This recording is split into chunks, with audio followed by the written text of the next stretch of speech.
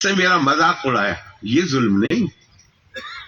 الذین اخرجوا من دیارہم، جن کو ان کے گھروں، ان کے عقیدے کی وجہ سے ان کو ان کے گھروں سے نکلنے پہ مجبور کیا گیا۔ میں آپ سے کہتا ہوں، یہاں پڑھے لکھے لوگ ہیں، ذرا غور کریے گا۔ کشمیر میں ایک مخصوص طبقے کو ان کے دین کی وجہ سے رات کے 12 رات کی تاریکی میں گھروں پر چھوڑنے کے لیے مجبور کیا گیا، کشمیری پنڈتوں کو۔ وہاں اللہ کا عذاب نازل ہوگا کہ نہیں ہوگا؟ غور کریے۔ اسی کہ قرآن کے نزدیک وہی ایک ایسا جرم ہے جس کے خلاف آپ کھڑے ہو کے، اور صاحب قرآن حکیم، اللہ کا قول، صحیفہ، دھرم گرنتھ، کتابیں تو ہر سال چھپتی ہیں ہزاروں کی تعداد۔ کتنے لوگ یاد رکھتے ہیں کتاب کو؟ جو مقبول ہوتی ہیں کتابیں اسے بھی کچھ دن کے بعد لوگ بھول جاتے ہیں۔ صحیفے کی تعریف کیا ہے؟ قرآن حکیم، اس کی تعریف وید ہے، گیتا ہے، اس کی تعریف کیا ہے؟ چاہے جتنا وقت گزر جائے حالات بدلتے ہیں، بدلے ہوئے حالات میں اگر آپ 1000 بار پہلے پڑھ چکے ہیں اور پھر 1000 بار کے بعد پڑھ رہے ہیں تو، اور بدلے ہوئے حالات میں آپ کے سامنے بہت سارے نئے مسائل۔ صحیفے کی تعریف یہ ہے، جتنی بار پڑھیں گے آپ اسے، اس میں کوئی نیا معنی مل جائے گا جو آپ کے لیے مددگار ثابت ہو۔ یہی تو صحیفے کی تعریف۔ اور اس کو دوسری طرح مت لیجیے گا، لیکن میں ابھی ہمیں فکر ہونی چاہیے۔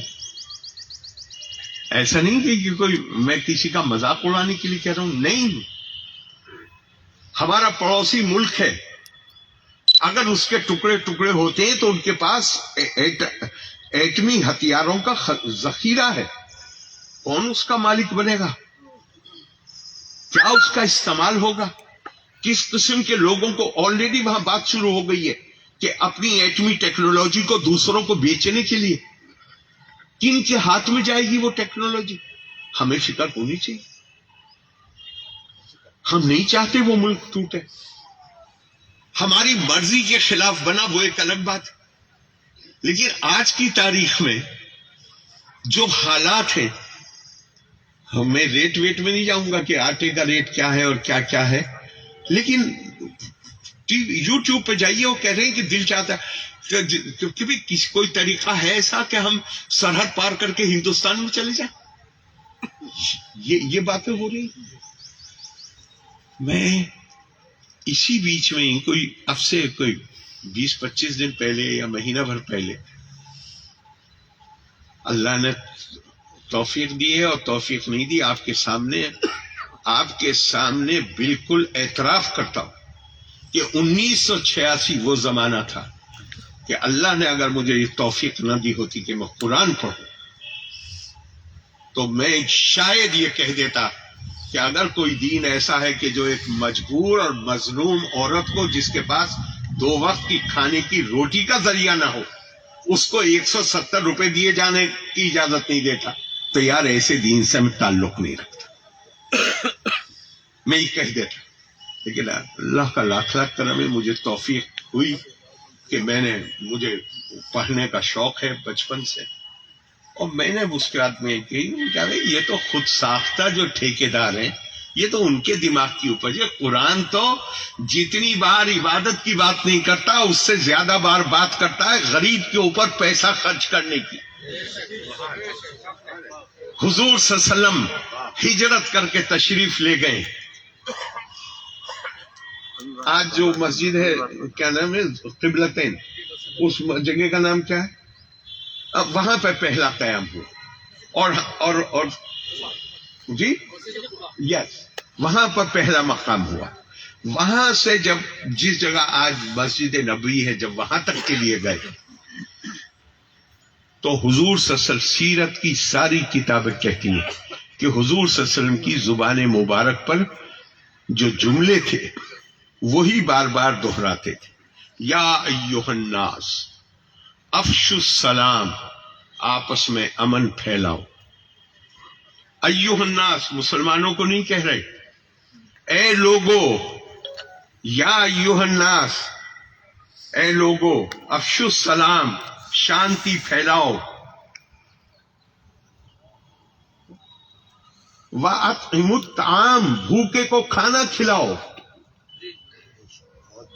وَصِلُّوا الْأَرْحَامَ، جو ماں جائیں ہیں ان کا حق ادا کرو.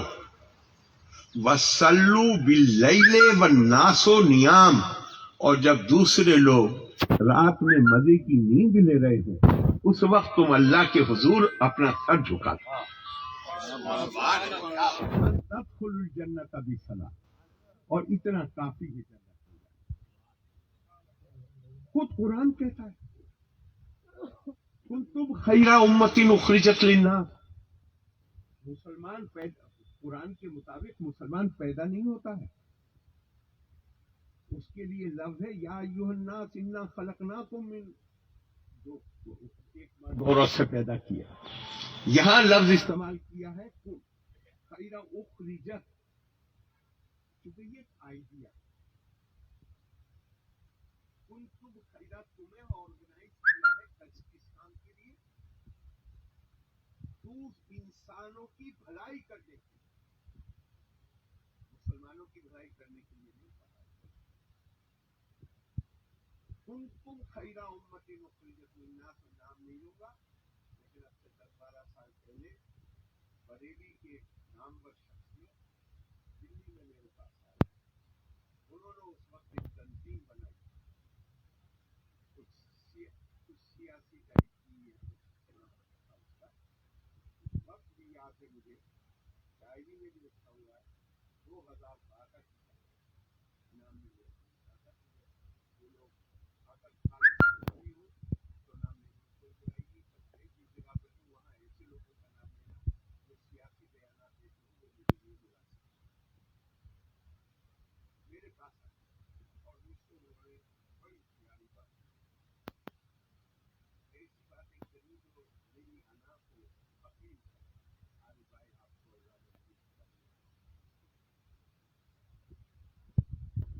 اور آپ اپنی آپ کی صلاحیت کے لیے ہونا چاہیے وغیرہ وغیرہ وغیرہ. میں نے کہا آپ سب بات منظور آپ کی، آج ہی قبول. آپ ایک بات قبول کر لیجیے. بولے کیا؟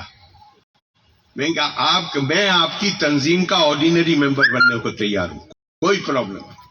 آپ قرآن کی اس آیت کو تسلیم کر لیجئے، کنتم خیر امت اخرجت للناس، ہم انسانوں کے لیے کام کریں گے بغیر کسی بھید بھاؤ کے، اپنے لیے کچھ نہیں مانگتا. میں نے کہا میں نے پھر ایک حدیث بھی، ہاں میں نے ایک حدیث بھی سنائی انہیں.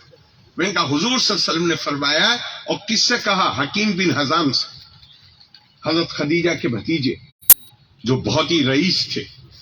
زگا حکیم الید العلیٰ خیر من ید السفلی، اوپر کا ہاتھ ہمیشہ نیچے کے ہاتھ سے اچھا ہوتا ہے.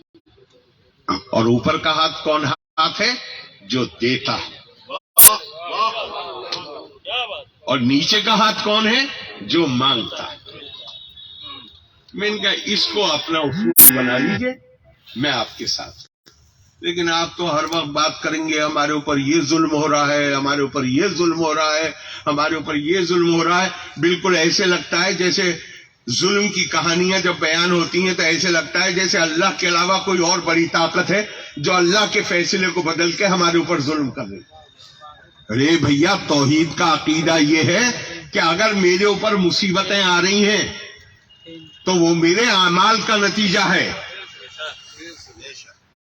اپنے اعمال پہ نظر ڈالو، اپنے آپ کو درست کرو. اور صاحب مت بھولیے، کبھی مت بھولیے، انسان کو جو چیز فری میں ملتی ہے وہ اس کی قدر نہیں کرتا. مانیے یوگر میں پیدا ہوئے ہوتے، تھوڑی دیر کے لیے مانیے، چھوڑ دیجئے میں اس کی بھی بات نہیں کرتا، یوگر کی چائنا کی بھی بات نہیں کرتا.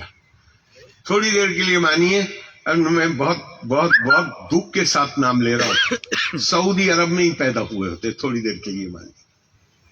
आप इस किताब को छाप सकते थे? नहीं छाप सकते ना? छाप सकते थे आप इस किताब को? अरे अल्लाह ने आपको ऐसे मुल्क में पैदा किया है,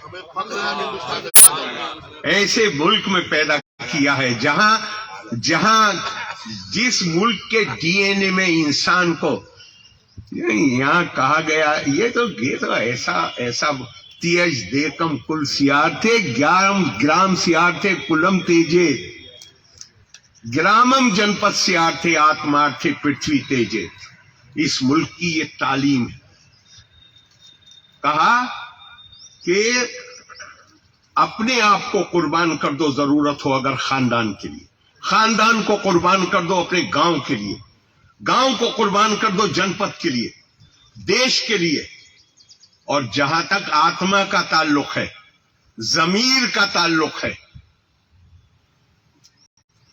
इंसान के, उसके लिए पूरी दुनिया को भी कुर्बान करना हो तो कर दो। ये वो मुल्क है भैया, यहां पे आजादी का ऐसा, इसीलिए दुनिया में आपको कोई मिसाल नहीं मिलेगी।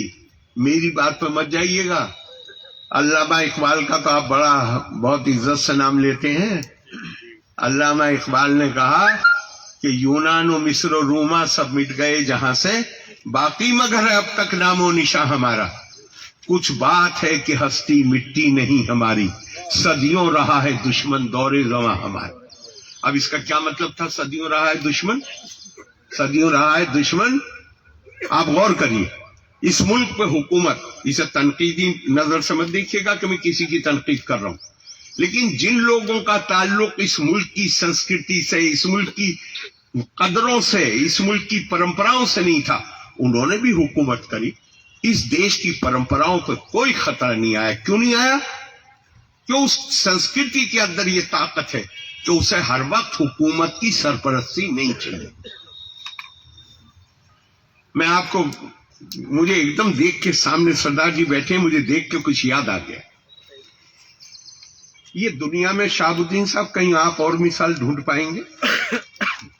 कहीं दुनिया में, पूरी दुनिया में, किसी ईसाई मुल्क में, मुसलमान मुल्क में, किसी में ढूंढ पाएंगे आप ये मिसाल?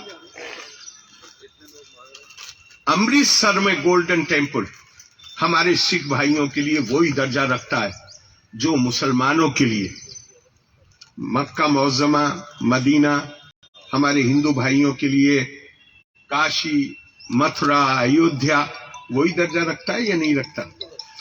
गुरु अर्जन देव जी ने जब उस किबले की तामीर करी, किसको बुलाया? उसका संग बुनियाद